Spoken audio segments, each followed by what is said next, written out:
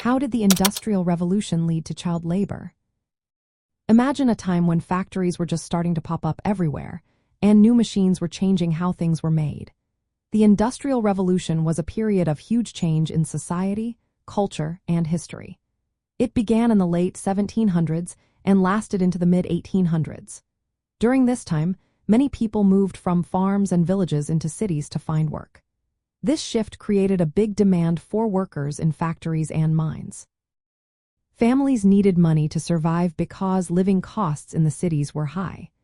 Wages for adult workers were often very low, so families looked to their children to help earn extra income. Children could work for much less money than adults, sometimes only 10 to 20% of what an adult earned. This made children a cheap and easy choice for factory owners. Children were also small enough to fit into tight spaces inside machines or narrow tunnels in mines. They could crawl into places adults couldn't reach, which made them very useful for certain jobs. Factory owners liked that children were easier to control and often more obedient.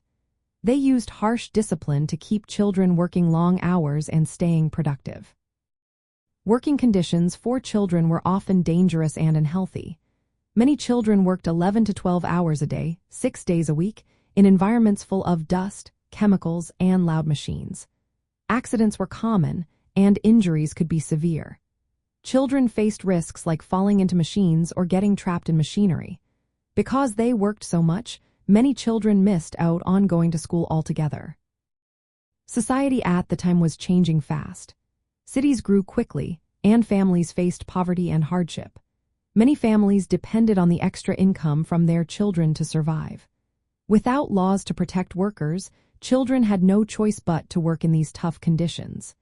It was only later, as people saw how harmful child labor was, that laws and reforms started to limit and eventually stop child labor. So, the Industrial Revolution led to child labor because factories needed cheap, small workers who could handle tough jobs. Families relied on children's wages to get by, and there were no rules to stop this practice. This mix of industrial growth, economic struggles, and lack of protections made child labor a common part of life during that time.